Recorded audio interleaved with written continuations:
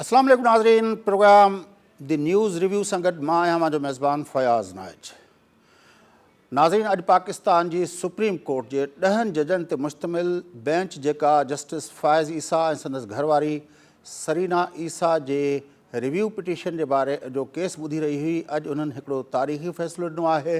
उन फ़ैसिले में जेका रिव्यू लाइ जेका दरख़्वास्त ॾिनी वई हुई सरीना ईसा पारां, उहा दरख़्वास्त मंज़ूर कई वई आहे ऐं उहे जेको FBI खे जेका तहक़ीक़ात जो हुकुम ॾिनो वियो हो अॻे, जॾहिं इहो रेफरेंस जस्टिस फ़ाइज़ ईसा जे ख़िलाफ़ु थियो हुयो, उन वक़्तु जेका FBI खे चयो वियो हो, हाणे FBR खे चयो वियो, उहा हाणे समूरियूं दरख़्वास्तूं, उहे समूरियूं जेके हुकुम हुया उनखे कलअदम करार ॾिनो वियो आहे। असां हिन वक़्तु इन सॼे केस जा तफ़सील मालूम करण लाइ ऐं इन केस जी जेका सॼी प्रोसीडिंग थी आहे उनखे इंतिहाई डिटेल सां रिपोर्ट कंदड़ मुल्क जे नामियारे सहाफ़ी जनाब मतीउल्लाह जान साहब सां राब्तो कयो आहे, अचो था उन सां गुफ़्तगू कयूं। मतीउल्लाह जान साहब, अस्सलाम वालेकुम।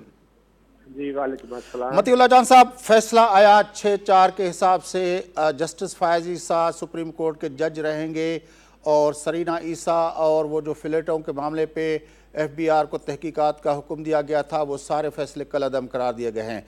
किस तरह आप इस सारे केस को आपने बहुत ही माइन्यूटली रिपोर्ट किया है, सुना है, उसको रिपोर्ट किया है, आज हमारे नाजरीन के साथ कुछ शेयर करेंगे इस फैसले को? जी, आप कुछ सवाल करना चाहते हैं इस हवाले से? मैं सवाल ये करना चाहता हूं कि आज का जो फैसला आया है उसकी क्या इम्पोर्टेंस है? देखिए जी, उसकी बहुत बड़ी अहमियत है और ये पाकिस्तान की तारीख में पहली बार ऐसा हुआ है, बल्कि मैं दुनिया की तारीख में अगर कहूँ तो गलत ना होगा कि एक सुप्रीम कोर्ट का जज किसी भी मुल्क का अपने ही साथी जजों के सामने बतौर वकील ज़ाती तौर पे दलाइल देकर वो अपने आप को जो है वो उसने अपना केस जीता है और उसके अपनी अहलिया भी उसकी साथ ज़ाती तौर पे दलाइल देती रही हैं और ये यकीनी तौर पे एक नई तारीख रकम की है जस्टिस फ़ाइज़ ईसा ने। और तारीख में पहले शायद कभी ना हुआ होगा कि इस तरह किसी सुप्रीम कोर्ट के जज को अपना केस खुद लड़ना पड़ा और फिर उसने अपना केस जीता भी। और हमने ये देखा कि इस तारीखी केस के अंदर सुप्रीम कोर्ट के 10 मुअज़्ज़ज़ जजों ने पहले जो फैसला दिया था वो 7-3 की अक्सरियत का था, जिसमें उन्होंने कहा था कि FBR इसकी असर नो तहकीकात करे तमाम मामले की। मगर जब जस्टिस फ़ाइज़ ईसा ने आज ये केस जीता है तो वो 7-3 की अक्सरियत अब 6-4 की अक्सरियत में भी बदल गई और अक्सरियत जो है वो जस्टिस फ़ाइज़ ईसा के हक में भी आ गई। तो ये एक बहुत बड़ी तब्दीली है जिसको मैं समझता हूँ ना तो हुकूमत रोक सकती थी, ना इस्टेब्लिशमेंट इसको रोक सकी है। और ये जस्टिस फ़ाइज़ ईसा की कोई जीत नहीं है, ये मेरे ख्याल में आइन और कानून की बालादस्ती की जीत है। ये खुद सुप्रीम कोर्ट की इज्जत और वक़ार की जीत है और साख की जीत है।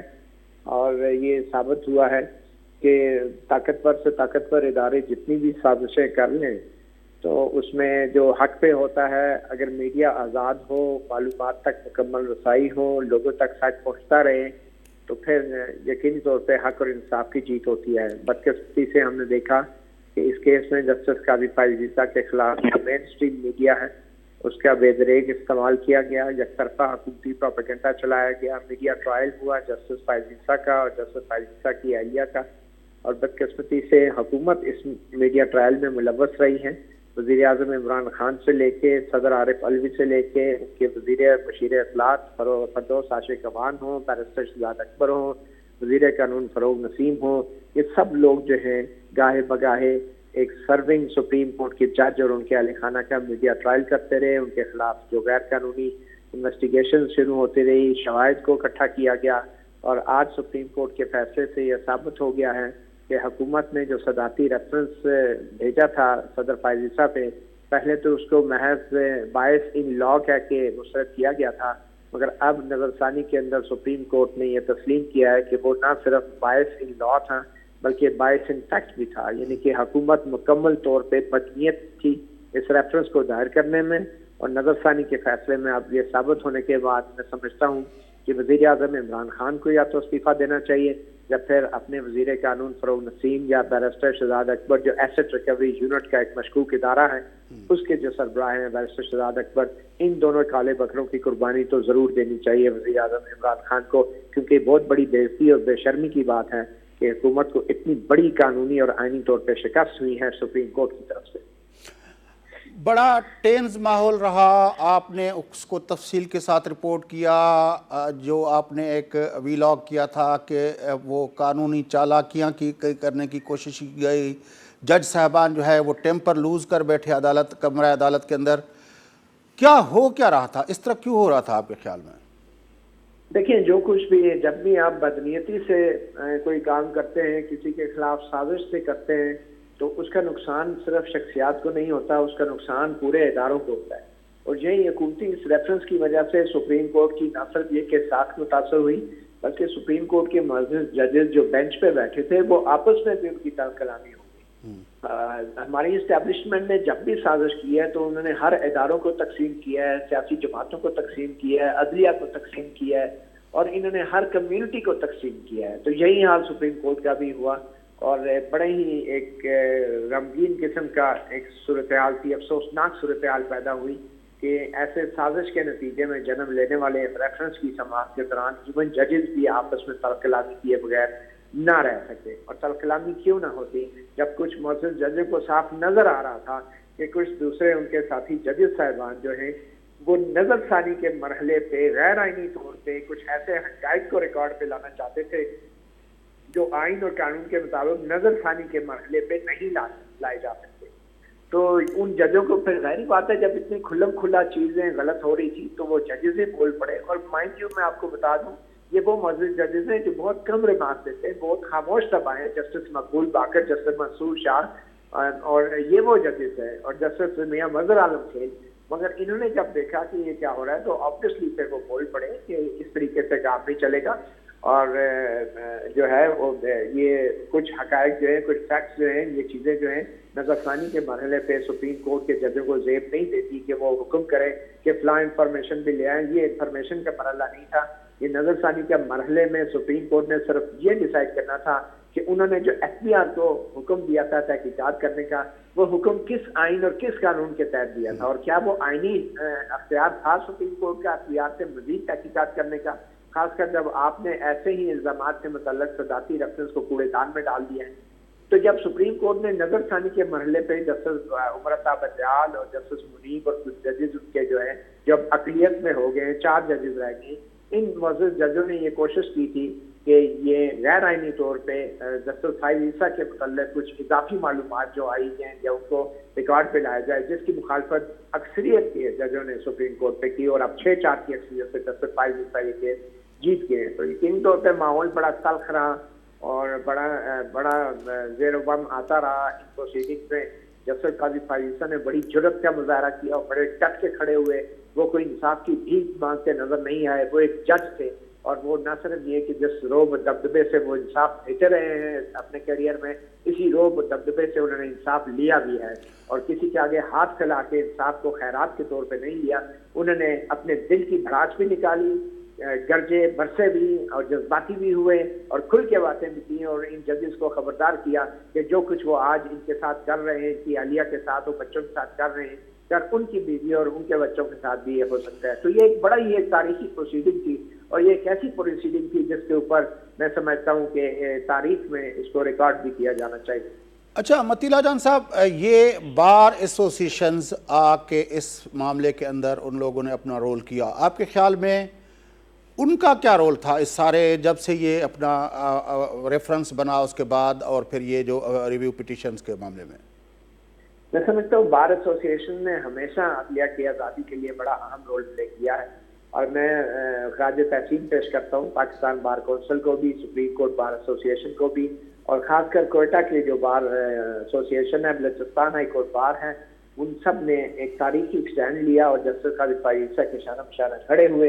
एडवोकेट हामिद खान थे, एडवोकेट सलाउद्दीन थे और ये जितने भी वकला थे, जो रशीद रिजवी थे, जो Pakistan federal union of journalist ने भी इसमें बहुत बड़ा स्टैंड लिया और नजरसानी के मरहले पे वो जस्टिस काजी फाइज ईसा के मौक़िफ़ के साथ खड़ी रही और ये सब बार एसोसिएशन जो थी ये जस्टिस फाइज ईसा की जात के साथ नहीं खड़े थे, ये एक असूल के साथ खड़े थे, ये अदलिया की आज़ादी के लिए खड़े थे, क्योंकि इन बार एसोसिएशन को और PFUJ को ये नजर आ रहा था कि जस्टिस काजी फाइज ईसा के खिलाफ जो भी रेफरेंस दायर किया गया है ये किसी हुकूमत का रेफरेंस नहीं है, ये ताकतवर इस्टेब्लिशमेंट की तरफ से एक साजिश है।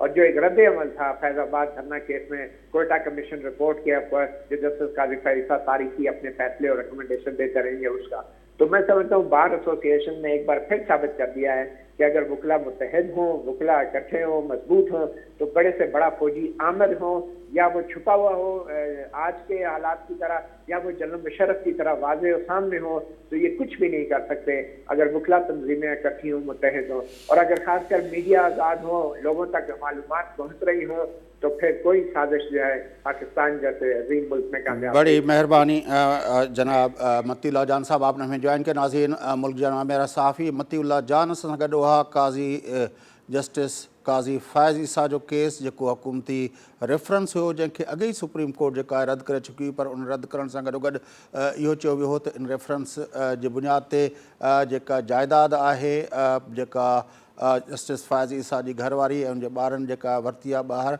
उनजे लाइ FBI तहक़ीक़ात करे, जंहिंजे लाइ ख़िलाफ़ जेका आहे जस्टिस फ़ैज़ ईसा जी घरवारी सरीना ईसा ऐं जस्टिस फ़ैज़ ईसा ख़ुदि जेको आहे रिव्यू पिटीशन दाख़िल कयूं हुयूं, ऐं उन जे बुनियाद ते जेको आहे अॼु तारीख़ी फ़ैसिलो आयो आहे। उहे रिव्यू पिटीशन्स जेके आहिनि उहे क़बूल कंदे FBI जे उन अॻियों जेको सुप्रीम कोर्ट जो फ़ैसिलो हुयो जंहिंमें FBI खे अहिड़ा हुकुम ॾिना विया हुआ, उनखे रद्द कंदे चयो वियो आहे त का बि अहिड़े क़िस्म जी FBI जी रिपोर्ट जी का क़ानूनी हैसियत कोन्हे। ऐं तंहिं करे बहरहाल हिकिड़ी तमामु वॾी फतह थी आहे। तोड़े जो जीअं मतीउल्लाह जान ॿुधायो पिए त उन केस जे रेफरेंस जेको जस्टिस फ़ैज़ ईसा ते दाख़िल थियो हुयो पाकिस्तान जे सदर डॉक्टर आरिफ अलवी जे पारां जेको आहे ज़ाहिर उन हुकूमत जी रिकमेंडेशन ते उहो कयो हुयो, ऐं उन जे बारे में काफ़ी किस्सा, काफ़ी कहाणियूं, ख़ासि तरह उहे ॿ जजमेंट्स जंहिंजो अॼु मतीउल्लाह जान बि ज़िक्र कयो, फैज़ाबाद धरणो ऐं कोयटा जे वकला बिरादरी वारो। तंहिं करे बहरहाल अॼु जेको पाकिस्तान जी सुप्रीम कोर्ट जे अंदरि पाकिस्तान जी जीअं मतीउल्लाह जान ॿुधायो पिए त वकला बिरादरी जेका आहे, बार एसोसिएशन जेके आहिनि, उन्हनि सभिनी जेको आहे इन में पंहिंजो रोल अदा कयो ऐं अदलिया जी आज़ादी, अदलिया जी जेका वक़ार, अदलिया जी जेका सरबुलंदी लाइ उन्हनि पंहिंजो किरदारु अदा कयो। ऐं असांजे मोज़िज़ जेका सुप्रीम कोर्ट बि अहिड़ो फ़ैसिलो ॾेई माण्हुनि जो वेसा हिकु दफ़ो ॿीहर इन ॻाल्हि में पुख़्तो कयो त वाक़िअतनि अञा जेको आहे पाकिस्तान में इंसाफ़ जा दरवाज़ा मुकमिल बंदि न थिया आहिनि। नाज़रीन, वक़फ़ो वठूं था, वक़्फ़े खां पोइ अची प्रोग्राम जे सिलसिले खे अॻिते वधाईंदासीं। असां गॾु रहिजो। वेलकम बैक नाज़रीन, अचो प्रोग्राम जे सिलसिले खे अॻिते वधायूं। गुफ़्तगू कयूं था कोरोना जी सूरत हाल जेका मुल्क में तेज़ी सां ख़राब थींदी पई वञे। सिंध में अॼु अहम फ़ैसिला कया विया आहिनि तालीमी इदारनि ऐं मार्केटुनि जे हवाले सां। तालीमी इदारा बंदि कया विया आहिनि ऐं उनखां अलावा सरकारी इदारनि जे अंदरि जेका आहे उहा बि जेको आहे वर्क फ्रॉम होम जूं हिदायतूं ॾिनियूं वियूं आहिनि ऐं सेक्रेटरीज़ खे चयो वियो आहे त जेके ज़रूरी पंहिंजो स्टाफ हुजे उनखां सवाइ ॿियनि खे घर में रहण जो इजाज़त ॾिनी वञे। सॼी सूरत हाल ते गुफ़्तगू करण लाइ हिन सॼी जेका कोरोना जी जे ख़िलाफ़ु पाकिस्तान जे अंदरि जेका जंग विड़ी वई आहे उन में जन ॿ चारि माण्हुनि जेको अहम किरदारु अदा कयो आहे, ख़ासि तरह सिंध जे अंदरि इंडस हॉस्पिटल जे सरवाण डॉक्टर बारी साहब उन में अहम किरदारु अदा कयो आहे। हिन वक़्तु डॉक्टर बारी साहब असां सां टेलीफोन लाइन ते मौजूदु आहिनि। अचो त उन सां गुफ़्तगू। डॉक्टर साहब सलाम वालेकुम। वालेकुम अस्सलाम।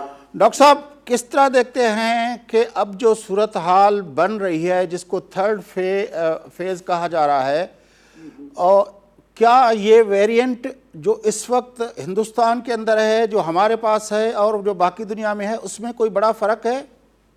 देखिए, हमारे पास तो वही है जो यूके वेरिएंट है, ये वही आया हुआ है। उसने इसकी वजह से एकदम तेजी फैली। अभी तक इंडियन वेरिएंट तो नहीं आया, अल्लाह ना करे कि वो पहुंचे, क्योंकि और वहाँ पर भी अल्लाह ताला उन लोगों को भी महफूज रखे। ये तो, और इसमें यही चीज़ है कि ये 70 गुना ज़्यादा तेजी से फैलता है बनिस्बत जो पहला वेरिएंट चाइनीज वेरिएंट था। तो अब जो हमारे यहाँ जो बंदोबस्त है, ज़ाहिर है हमने पहले फेज़ को फेस किया, फिर दूसरे फेज़ को फेस किया, आपके ख्याल में अब हम बेहतर तौर पर तैयार हैं या अभी हम किसी उसमें हैं? देखिए, हम तो बेहतर तौर पर डेफिनेटली तैयार हैं, क्योंकि पहले फेज के बाद हमको मौका मिला तो हम लोगों ने सारी जो है ना हेल्थ केयर के इंफ्रास्ट्रक्चर को बढ़ा लिया था। कुछ 670 हमारे पास वेंटिलेटर मौजूद हैं और अभी सिर्फ कोई मेरे ख्याल में 42 पेशेंट वेंटिलेटर पे है। हाई ऑक्सीजन के भी बेड बहुत सारे हैं। तो अभी तो सूरत हाल ये है, लेकिन ये है कि जिस तेजी से फैल रहा है, अगर हम लोगों ने एहतियातें नहीं की और हम सबको हर एक को अपना किरदार अदा करना होगा, अपने रवैयों में तब्दीली लानी होगी, उसके बगैर नहीं होगी। कितने भी लॉकडाउन कर दें, अगर हम जहनी तौर पर दिली तौर पर इसके लिए तैयार नहीं होंगे ना, तो ये एक हुकूमत कोई भी कंट्रोल नहीं कर सकती है। इसमें हम सबको अपना किरदार अदा करना होगा। डॉक्टर साहब, ऑक्सीजन, इस सारे मामले में जो कहा जा रहा है कि ऑक्सीजन का बहुत बड़ा रोल है, और वो हमारे जो अपना NCOC के जो सरबराह हैं अपना असद उमर साहब, उसने कह दिया कि 90% ऑक्सीजन जो मुल्क की प्रोडक्शन है वो अभी तक यूज़ के अंदर है। आपके ख्याल में ये बात कितनी अलार्मिंग है? देखिए, डेफिनेटली अभी तो अलार्मिंग तो है, लेकिन उनका मतलब ये नहीं था कि 90%। उसका थोड़ा सा ये है कि यूजेज बढ़ गया है और इसकी स्ट्रेटेजी वो इसको करना क्या था कि ताकि ऑक्सीजन को हम सेव करें, और आना खासा जब ज़्यादा बढ़ जाए तो उसके लिए क्या स्ट्रेटेजी बना दी गई है।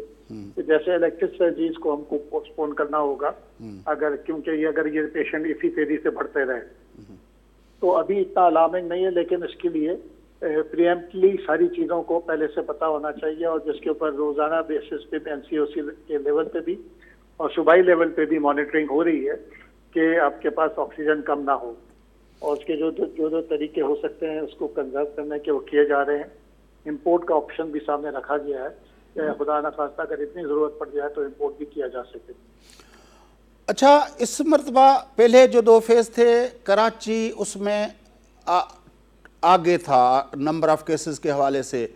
इस मरतबा हमें वो पंजाब और KPK के अंदर वो नज़र आ रहा है। तो आपके ख्याल में ये जो फ़र्क आया है उसकी कोई वजूहत, कोई ख़ास? नहीं, इसकी वजह बड़ी क्लियर है, क्योंकि वो ज़्यादातर जो हमारे पाकिस्तानी भाई वहाँ पर UK में जो है, आपने देखा है कि वो UK में जब लॉकडाउन हुआ तो वो लोग जो कि मीरपुर के लोगों के थे, ये पंजाब में जो जलन के इलाके के लोग थे, वो लोग यहाँ पर आ गए, और उस पर हम लोगों ने कुछ इतनी सख्ती नहीं रखी हुई थी, जबकि UK ने बैन किया हुआ था हमारा। तो वो लोग तो वहाँ से आ गए और उनमें से कुछ लोग उसको वो वेरिएंट ले आए, और फिर वो वेरिएंट वहीं पर बहुत तेजी से फैल गया। वजह तो पता है हम लोगों को कि वजह वही थी कि UK वेरिएंट यहाँ आया था, और उनमें ज़्यादातर लोग जो है ना मीरपुर के और ज़्यादा पंजाब के लोग वहाँ से मूव हुए थे।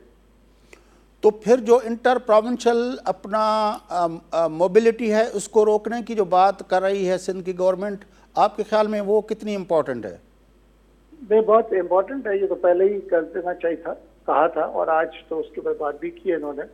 और ये ज़रूरी है, क्योंकि अगर एक जगह से उसका तरीका ये होता है उसको कर्टेल करें, उसको फैलने से रोकें, और उसके लिए यही है कि मूवमेंट कम से कम रखी जाए।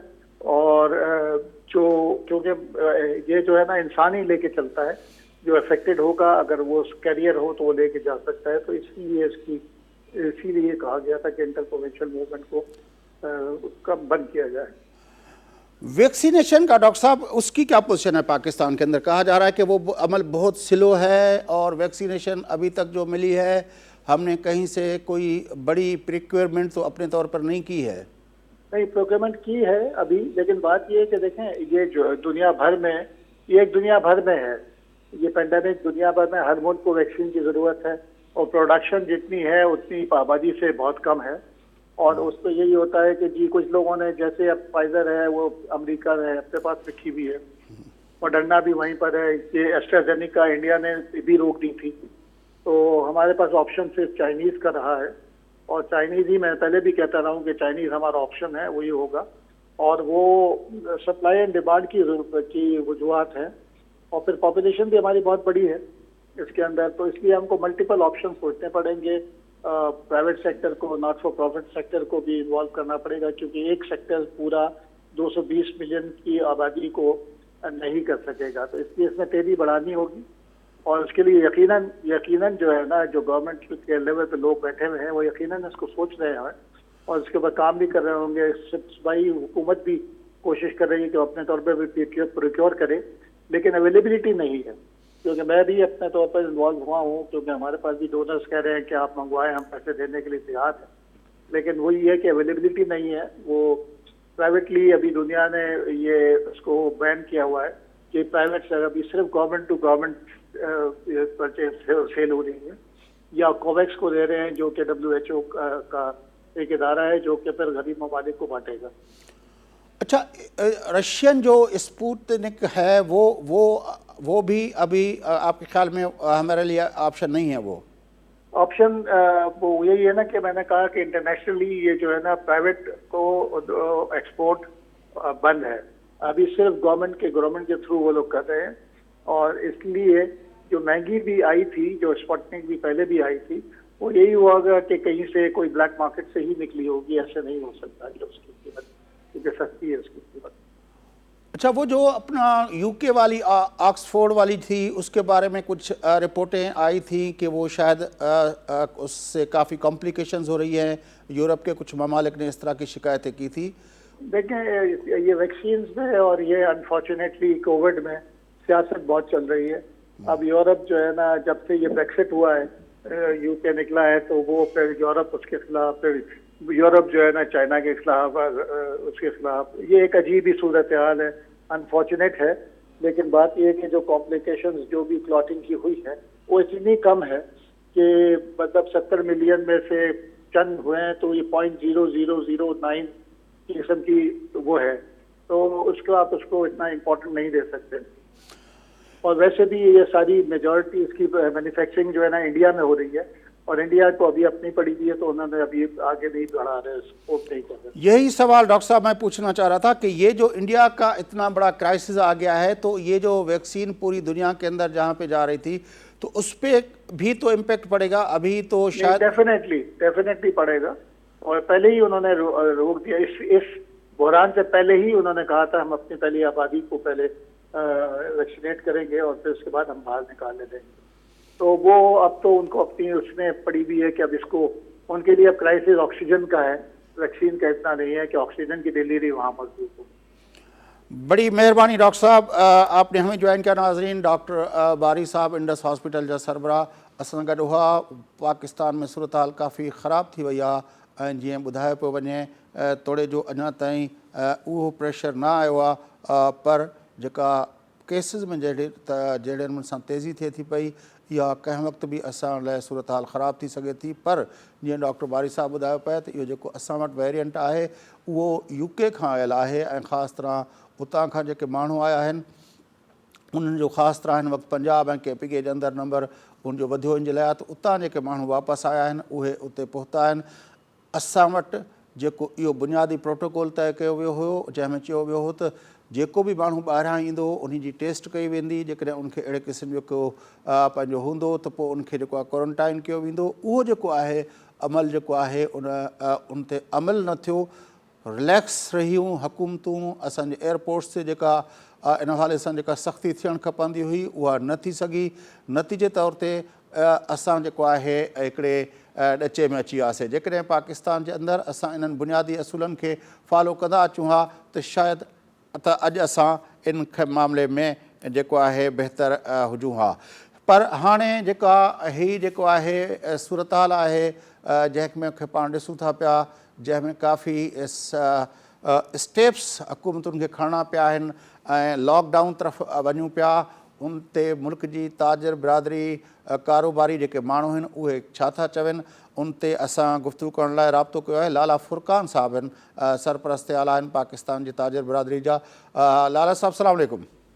वालेकुम साहब। देखिए सर, ये एक कुदरती आफत है, और जब तक हुकूमत ने जो भी आज तक इक़दाम उठाए ताजिर बिरादरी ने उनका साथ दिया है, और हुकूमत को चाहिए जो इक़दाम उठा रही है तो उसमें जो है ताजिरों को मुशावरत में लिया जाए, क्योंकि ताजिरों मुशावरत माना छा? मुशावरत माना लाला साहब, मुशावरत माना छा? हुकूमत तव्हां सां न कई आहे इन सॼे प्रोसेस जे अंदरि? न कोन कई आहे। जीअं हाणे लेटेस्ट हिननि जेके नवां NCOC जो जेके शराइत कढिया आहिनि SOP जे हिसाब सां, उनमें ताजिर तंज़ीम जे जेके मेन उहिदेदार आहिनि उनजी कमेटी ठाहे उनखे विहारियो वञे, कोई शइ उन्हनि खां तजवीज़ वरिती वञे त उन में बहितर इम्प्लीमेंट थी सघे थी ऐं बहितर नताइज अची सघनि था। ॾिसो, कारोबारी माण्हू हिन वक़्तु कहिड़ी आलम में आहिनि, कोरोना जे सिलसिले में जेके बि थिया आहिनि त ही 1 साल खां वठी जेको मुल्क में आहे जो कोरोना थियो उन सां केॾी तबाहकारी थी आहे, ख़ासि करे जेको माण्हू बेरोज़गार थियो आहे ऐं सफ़ेद माण्हू जेको फाका कशी ते मजबूर थियो आहे। तव्हां मूंखे ॿुधायो जेको सफ़ेद पोश माण्हू जेको पंहिंजो पेट गुज़र सफ़र सुठे नमूने कंदो आहे उहो हिन वक़्तु न करे रहियो, उहो कंहिंजे अॻियां हथु वांझाईंदो, कंहिंखां घुरंदो? गवर्नमेंट खे खपनि उपाउ वठनि की उन्हनि खे इस्तेमालु लोन ॾियनि के शराइत ते कोई आसान क़िस्म जूं उन्हनि खे सहूलियतूं ॾियनि। ही हिन महिल ताईं का शइ ॾियण जे लाइ तयारु कोन आहिनि। सिंध गवर्नमेंट हिकिड़ो बहितर क़दम खयो, कुझु टैक्सिस में रिलीफ ॾिनो, पर हिन वक़्तु सिंध गवर्नमेंट बि सुठो इक़दाम नथी करे। ऐं ॾिसो त हिन वक़्तु जेके इंतिज़ामिया जा माण्हू आहिनि उन्हनि जी ईद लॻी पई आहे, ताजरनि जी जेको आहे सो परेशानी लॻी पई आहे। कारोबार खुलाइण जे लाइ उन्हनि खे पैसा वठणु, रिश्वत वठणु, उन्हनि सां तावन न करणु, इहे शिकायतूं आम ऐं जाम आहिनि। न पर लाला साहब तव्हांजे मीडिया जे चैनल जे तवसुस सां आउं इहो ॿुधाइण थो चाहियां त ताजिर बिरादरी हिन वक़्तु सख़्तु सूरत हाल जो शिकार आहे ऐं फाककशी जे आलम में आहे। उन्हनि जा बच्चा बुख था पिया मरनि। पहिरियां इहो हूंदो गरीब माण्हू बुख मरंदो, हाणे मिडिल क्लास जो माण्हू बुख मरण लॻो आहे। सम्झ में कोन थी अचे त विफ़ाक़ी गवर्नमेंट जा कहिड़ा फ़ैसिला आहिनि। ॾिसो ॻाल्हि इहा आहे त हिकिड़ी कुदरती आफ़त आहे। हिन महिल ताईं 1 साल खां जॾहिं खां मुल्क में जॾहिं लॉकडाउन लॻो आहे, जेके बि शराइत हिननि जा आया आहिनि SOP ते असां अमल कयो आहे ऐं हर शइ कई आहे। पर हाणे ताजर बिरादरी छा चाहे छा थी? मिसाल के तौर ते चऊं त ताजर बिरादरी छा थी चाहे?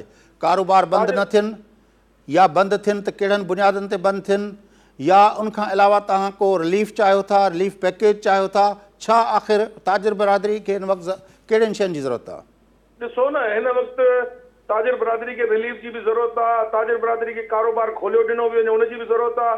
जेसीं ताईं गवर्नमेंट तावन न कंदी। लाला साहब इहा ई त ॻाल्हि आहे त जेकॾहिं कारोबार खुलंदो त माण्हू निकिरंदा त उहो जेको असां वायरस आहे उहो फैलिजंदो तेज़ी सां। ॾिसो ॻाल्हि इहा आहे त असां हिननि जे फ़ैसिले खे कॾहिं बि जेको आहे डिनाय न कयो आहे, हिननि जे फ़ैसिले खे लबे कयो आहे, हिननि सां गॾु हलियाऊं। सिर्फ़ु असां में इहा जेका शइ पाई वञे थी त कॾहिं बि ही असां सां मुशावरत नथा कनि। असल में ही जे लीडरनि खे वठी ताजरनि जे मुशावरत कनि त उन में आसानी रही सघे थी। हर को मार्केट जो रिप्रेज़ेंटेटिव पंहिंजी मार्केट खे इहो सम्झाए सघे थो त बाबा ही गवर्नमेंट जा मसइला आहिनि, ही कुदरती वबा आहे, हिन में सपोर्ट रियासत जो साथ ॾियणो आहे। रियासत जो साथ कहिड़े बुनियाद जो? जॾहिं रियासत पुछण जे लाइ तयारु न आहे, पंहिंजा फ़ैसिला इम्प्लीमेंट करे थी जेके सरासर ताजरनि सां नाइंसाफ़ी ते बदल आहिनि ऐं ताजरनि खे नुक़सान ॾियण जे लाइ। इहो ई मां पुछां थो लाला साहब, उहे फ़ैसिला कहिड़ा आहिनि? फ़ैसिला उहे कहिड़ा आहिनि जेके ताजरनि खे नुक़सान ॾियण सां पहुचे थो? उहे फ़ैसिला कहिड़ा? हिकु त सभिनी खां पहिरियां टाइम जो आहे, ॿियो दुकान बंदि करण जो आहे। ही रमज़ान जो मौक़ो आहे। अॻे ई जेको ताजिर कोरोना जी सूरत हाल मां मस थोरो निकिता, स्टेबल थियण जी कोशिशि कयूं त हिकिड़ी कुदरती वबा आहे, उनखे सपोर्ट करण जे लाइ तयारु हो। पर ही को नंढड़ा असांजे लाइ लोन जा ऐलान कनि ऐं ताजरनि खे थोरी सपोर्ट कनि ऐं टाइम अगरि इहे घटायो आहे त ताजरनि खे एतमाद में वठी घटाइनि। ॾिसो ॻाल्हि इहा आहे त कोरोना सिर्फ़ु जेको आहे शाम जो 6 बजे ताईं न थींदी आहे। 6 बजे बंदि करण सां ख़तमु कोन थींदी। असां सम्झूं था अकल वारा माण्हू आहे, ताजिर बि अकल वारो माण्हू आहे, हिकिड़ो मोबे वतनी आहे, टैक्स अदा करे थो, उहो बि बहितर तरीक़े सां सम्झी सघे थो गवर्नमेंट जे अमलनि खे। पर ॻाल्हि इहा आहे त ताजिर जो बि दिलि वरितो वञे, उन्हनि खां बि पुछो वञे त तव्हांजी दिलि में छा आहे, अव्हांखे कहिड़ियूं सहूलियतूं खपनि। हिन वक़्तु ताईं हिननि का सहूलियत न ॾिनी। लास्ट टाइम विफ़ाक़ी गवर्नमेंट प्रपोज़ल सिंध गवर्नमेंट खां वरिता त ताजरनि खे जेको असां नंढा लोन ॾींदासीं, नंढा कर्ज़ ॾींदासीं। हिन वक़्तु ताईं हिननि पुछो कोन। वरी सूरत हाल बहितर थी त साॻा टुकर साॻ सां थी विया। वरी हाणे जेको आहे सो कोरोना जी वबा हिकिड़ो कर खयो आहे, उन में सिर्फ़ु ही ताजरनि खे ॿोड़ में पूरा आहिनि। वॾी महिरबानी लाला फुरकान साहब, तव्हां असांखे जॉइन कयो। नाज़रीन, ताजिर इतिहाद पाकिस्तान जा सरपरस्त आला लाला फुरकान सां गॾु आहे। गुफ़्तगू तव्हां ॿुधी। वक़फ़ो वठूं था, वक़फ़े खां पोइ मोटी प्रोग्राम जे सिलसिले खे अॻिते वधाईंदासीं। सां गॾु रहिजो। वेलकम बैक नाज़रीन, अचो प्रोग्राम जे सिलसिले खे अॻिते वधायूं। गुफ़्तगू हलंदड़ आहे कोविड वैक्सीन ऐं उनजी जेके तबाहकारियूं, टियों फेज़, हिंदुस्तान जी सूरत हाल ऐं उन सां गॾु गॾु पाकिस्तान जे अंदरि जेका तशवीशनाक सूरत हाल वधंदी पई वञे, उन जे हवाले सां मुल्क जी मईशत ऐं मजमूई तौर ते जेको सनत आहे उन ते कहिड़ो इम्पैक्ट पवंदो, उन ते गुफ़्तगू करण लाइ असां फ़ोन ते राब्तो कयो आहे मुल्क जे मारूफ़ सनतकार इंजीनियर जवाहर साहब सां। जवाहर साहब, कीअं था ॾिसो ही जेको थर्ड फेज़ ऐं उनजा मुख़्तलिफ़ वेरिएंट, इंडियन वेरिएंट डिफरेंट आहे, UK जो वेरिएंट डिफरेंट आहे, ऐं अहिड़ी सूरत हाल में थोरी जो वैक्सीन अची वई आहे पर पोइ बि दुनिया में ॾहकाव जेको आहे उहो अॻे खां वधी वियो आहे? ॾिसो इन में मुंहिंजो ख़्यालु आहे की सभ खां पहिरियों जेको मसइलो नज़र पे थो अचे त ग्लोबल साइंस ऐं ग्लोबल साइंस इंस्टीट्यूट्स जेके आहिनि न पहिरीं दफ़ा ईअं पे थो नज़र अचे जेका हिस्ट्री असां 20-30 सालनि में जेका पाण सम्झण जी कोशिशि पे कई बीमारियुनि जे हवाले सां, जीअं पोलियो हो, मलेरिया हो, घणियूं ॻाल्हियुनि ते जेको आहे सो साम्हूं असांजी आहियूं। पहिरीं दफ़ा जेका आहे सा global science and global scientist ऐं उन्हनि जा तहक़ीक़ी इदारा जिन ते ख़ासि करे डेवलप्ड कंट्रीज़ अरबे डॉलर्स जेके आहिनि से कंहिं तरीक़े सां शुरू में सहकार ॾींदा रहा, पोइ वरी उहे पाण सेल्फ सफिशिएंट थी करे इहे ई दवाऊं विकिणंदा रहिया। वरी वापसि अचूं नेशनल साइंस जे हवाले सां तव्हां ॾिसो त जेसिताईं पाकिस्तान जो तालुकात हिते नेशनल साइंस खे त छॾियो, यानी प्योर साइंसिस खां अलावा सोशल साइंसिस था अचो, हुकूमत जी जेका सर्विस डिलीवरी बिल्कुलु गैर इत्मीनान बख़्श जेका आहे रही आहे। जेकॾहिं तव्हां नॉर्मल सूरत हाल खे ॾिसो त गवर्नमेंट जा जेके बि पब्लिक इंस्टीट्यूशन जेके असां चऊं अस्पतालूं, DHQs या ॿिया सेंटर, उते कॾहिं बि हिकिड़ो सेटिस्फैक्टरी लेवल ऑफ रिस्पॉन्स जेको आहे सो न रहियो आहे। पर ही जो प्राइम मिनिस्टर साहब जी दावा हुई तो पिछले 2 फेजेस में पाकिस्तान ने बहुत अच्छा परफॉर्म किया और दुनिया हमसे सबक सीख रही है, ये भी तो प्राइम मिनिस्टर जो दावा असां ॿुधियूंसीं साईं। ॾिसो हाणे ॻाल्हि दरअसल आहे त जेकॾहिं थोरी देरि लाइ असां इहो सम्झण जी कोशिशि कयूं त शुरू में जेको लॉकडाउन जे हवाले सां हिकिड़ा पाण में प्रोविंसिस जा त न बल्कि सिंध गवर्नमेंट ऐं फेडरल गवर्नमेंट जा तज़ाद रहिया, ॿियनि हंधनि ते तक़रीबन हुननि जी हुकूमत सिधे या अणसिधे तरीक़े सां रही। उन्हनि तज़ादनि जे विच में छा ॻाल्हि हुई? ॻाल्हि इहा हुई त इहो बहस पे थियो त छा हिन वक़्तु थोरो लॉकडाउन खे मज़बूत कयो वञे त जीअं आईंदा उनजो एडवर्स स्पिल इफेक्ट न थिए। मुंहिंजो ख़्यालु आहे इहो ऐं लॉकडाउन माइल्ड रखण जे विच में मुंहिंजो ख़्यालु आहे पाण में हिकिड़ो गैप हो, जंहिंखे हाणे कुझु ईअं सम्झण जी कोशिशि कयूं त शायदि शुरू वारनि ॾींहंनि में फर्स्ट लेयर या फर्स्ट जेका वेव हली, शायदि उते असांखे वधीक मज़बूतीअ सां जेको आहे सो हिकिड़ा अनपॉपुलर फ़ैसिला करण जी ज़रूरत हुई। पर वरी वापसि था अचूं त प्राइम मिनिस्टर जे ज़हन में आख़िर छा हो? इन माइल्ड वे में शयुनि खे डील करण सां हाणे जंहिं थर्ड वे में असां आया आहियूं उहा वधीक नुक़सान ॾियण वारी आहे। प्राइम मिनिस्टर जे माइंड में इहा हक़ीक़त बि हुई त हिन मुल्क में जेको आहे सो 3 वक़्तनि जी मानी न्यूट्रिशनल वैल्यू जेका मिनिमम आहे उनखे पूरी करण लाइ ऐं पूरी न करण जे विच में हिकिड़ो वॾो जेको आहे सो हिकिड़ो गैप आहे। प्राइम मिनिस्टर जे ज़हन में इहो बि हो त अनएम्प्लॉयमेंट इन करे थींदी छाकाणि त सभु माण्हू स्टेट जा मुलाज़िम कोन्हनि ऐं सभु माण्हू जेके आहिनि से हिकिड़ी ऑर्गेनाइज़ प्राइवेट सेक्टर में कोन्हनि, डेली वेजर्स आहिनि, कंस्ट्रक्शन में वर्कर्स आहिनि ऐं जेके आहिनि रोडनि रस्तनि ते तव्हां ॾिसंदो माण्हू सॼे ॾींहं महिनत करे वॾी मुश्किल सां वञी शाम जो जेको आहे सो पाण खे ऐं पंहिंजे ख़ानदान खे। पर प्राइम मिनिस्टर साहब पहिरें ॾींहं खां वठी इन ॻाल्हि ते रहिया न त इकनॉमिक एक्टिविटी हर हाल में हलंदी रहे। बिल्कुलु एग्ज़ैक्टली, मां बि उन ई शइ खे जेको आहे तशरीफ़ थो कयां त हुनजे ज़हन में इहे ॻाल्हियूं हुयूं ऐं जंहिंजे करे जेको आहे सो असां लॉकडाउन त न करे सघियासीं, पर गवर्नमेंट जेका आहे सा इहा अवेयरनेस या थोरो घणो जेकॾहिं 5 रुपयनि वारी मास्कनि जूं ॻाल्हियूं आहिनि हिन मुल्क में, 5 रुपए जो नॉन स्टैंडर्ड मास्क जेकॾहिं फॉर एग्ज़ाम्पल इन हलंदड़ जेका आहे सा हुजूम जेके असांखे हरनि नज़र अचनि पिया मार्केटुनि में, मुख़्तलिफ़ जायुनि ते, मुख़्तलिफ़ ख़रीदो फ़रोश्त जे हंधनि ते, मुख़्तलिफ़ त्योहारनि ते, इते जेको आहे सो न असां जेको आहे सो कंहिं क़िस्म जी को SOPs खे इम्प्लीमेंट करे सघियासीं। रुॻो हिकिड़ो तक़रीरूं करणु ऐं हिकिड़ो यानी तक़ाज़ो करणु या हिकिड़ो क़िस्म जी ख़्वाहिश करण सां इन्हनि ॻाल्हियुनि खे कंहिं तरीक़े सां। पर इंजीनियर साहब हिन भेरे त जेको असांखे जेको अंगखर माहिरनि ॿुधाया पए, अॼु बि डॉक्टर बारी जेको इंडस हॉस्पिटल जो सरबराह आहे उन सां मुंहिंजी गुफ़्तगू हली पए त हीअ जेको असां वटि हिन भेरे वेव जेका आहे उहा पंजाब ऐं KP जे अंदरि इन जे करे आहे जो UK खां जेके माण्हू आया आहिनि उन्हनि माण्हुनि खे एयरपोर्टनि ते उतां जे पंजाब ऐं KP जे एयरपोर्ट्स ते उन्हनि जी प्रॉपर जेका आहे चेकिंग न कई वई, प्रॉपर उन्हनि खे एग्ज़ामिन न कयो वियो ऐं उनखां पोइ उहे उन आज़ादु घुमंदा फिरंदा रहिया, जंहिंजे करे उहो 70% वधीक जेको आहे तेज़ी सां फैलिजंदड़ इहो वेरिएंट आहे। हाणे जॾहिं तव्हां एॾो असां रिलैक्स थी वियासीं जो असां पंहिंजा एयरपोर्ट्स खोले छॾियासीं, हर शइ जेको जितां माण्हू अचे उन माण्हू जी को केयर ई न पिया कयूं, त त उन खे दुनिया में त ॾिठो त कीअं क्वारंटाइन पिया कयूं ऐं कीअं माण्हुनि खे पिया गुज़ारियूं।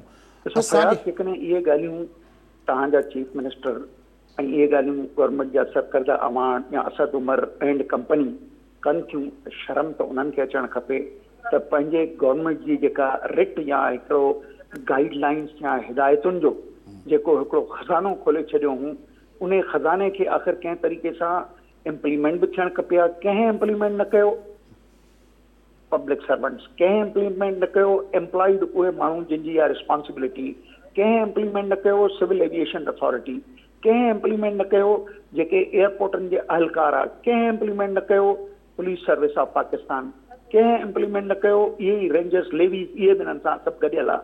मूंखे ॿुधायो त जेकॾहिं असां इहे सॼा लेप्सिस जेके आहिनि, बॉर्डर सिक्योरिटी ते केरु केरु आहिनि, कस्टम्स वारा आहिनि, लेवीज़ आहे, फौज आहे, ॿिया कई इदारा आहिनि, जेकॾहिं इन्हनि जेको आहे सो हिते लैप्स जनरेट कयो, मां त चवंदुसि इहो लैप्स जवाहर साहब हाणे जेको हिन वक़्तु जंहिं नहिज ते बीठा आहियूं, ख़ासि तरह सां जॾहिं पाड़ेसरी मुल्क जो जेके वीडियोज़ फ़ोटोज़ ऐं रिपोर्ट्स जेके उन ते नज़र पए थी त बिल्कुलु जेको आहे ॾोह ॾकिनि था माण्हू जा ऐं माण्हू लिंग कांडारजी थो वञे। अहिड़ी सूरत हाल में हिकु तरफ़ मईशत आहे, फैक्ट्रियूं आहिनि, फैक्ट्रियुनि में कमु कंदड़ माण्हू जी जेका आहे उहो आहे, हुकूमत वटि को प्लान न आहे। जेके असांजे प्राइम मिनिस्टर पे दावाऊं कयूं त मैं टाइगर फोर्स बनाऊंगा, पोइ हीअं थी वेंदो, माण्हू खे घरनि में राशन मिली वेंदो, उहे सभु जेके हवाई ॻाल्हियूं हुयूं 1.5 सालनि खां वठी जेके कयूं पिए उहे सभु हवा में बीठल आहिनि।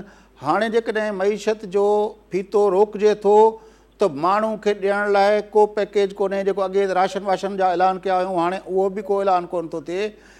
ख़ालिस लॉकडाउन तरफ़ वञूं ऐं माण्हुनि खे घर विहारे छॾियूं त पोइ कीअं माण्हू गुज़र सफ़र कीअं थींदो?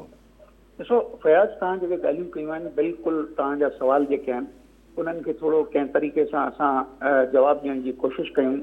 यस, तव्हां सही था चओ, डेवलप मुल्क जिन वटि जेको आहे सो एॾी वॾी सघ हुई, उन्हनि जेको आहिनि सो 2300 अरब डॉलर जॾहिं अमेरिका जेके आहिनि सो इन खे छो त भई हीअ असां जेको आहे सो खोलियूं था त एंटरप्राइज़िस ख़तमु न थियनि, हीअ असां खोलियूं था त जेके सनती इदारा आहिनि उन्हनि जी सघ कमज़ोर न थिए, हीअ असां खोलियूं था त फार्मर्स जेके आहिनि उहे पंहिंजी जेका आहे सा सख़्त ऐं ताक़त न विञाइनि। इहा हिकिड़ी मैसिव इन्वेस्टमेंट उहे त करे सघिया पे। असां वटि बि तव्हांखे यादि हूंदो असां 1100 अरब रुपयनि जूं ॻाल्हियूं कयूं, असां जेको आहे सो 792 अरब रुपया स्टेट बैंक रोल ओवर कराया, कर्ज़नि खे डेफर कयो, पर किन खे कयो? वॾनि पार्टियुनि खे, जेके एसएमईज़ ऐं जिन जो तादादु जेको आहे सो 80 खां 85% आहे इन न्यूमेरिक्स अंग अखरनि में, उहे त हिन खां बिल्कुलु परे ई रहिया, उन्हनि खे को बि हिन मां फ़ाइदो न थियो। हिकिड़ो कमज़ोर माण्हू अञा कमज़ोर थींदो वियो। मतिलबु त तव्हांखे आख़िरी मिनट आहे जवाहर साहब, मतिलबु त असां वटि हिन वक़्तु को बि वे फॉरवर्ड न आहे, न असां मईशत खे रोके था सघूं न पंहिंजे माण्हू खे बचाए था सघूं। हा ॾिसो, हिन वक़्तु असांखे जेको आहे सो हिकिड़ो बैलेंस क्रिएट करण लाइ, जंहिंमें मां इमरान ख़ान सां कॾहिं कॾहिं ज़हनी तौर ते गॾु वेंदो आहियां त ठीकु आहे मईशत खे तव्हां क्रिपल नथा करे सघो, पर माण्हुनि जी ज़िंदगी तमामु इम्पॉर्टेंट आहे। त छा इन जे विच में इम्प्लीमेंटेशन ऑफ SOPs, इन जे विच में सिहत जूं सहूलियात, हिंदुस्तान में हिन वक़्तु मस्जिदनि में अस्पतालूं ठही चुकियूं अथव।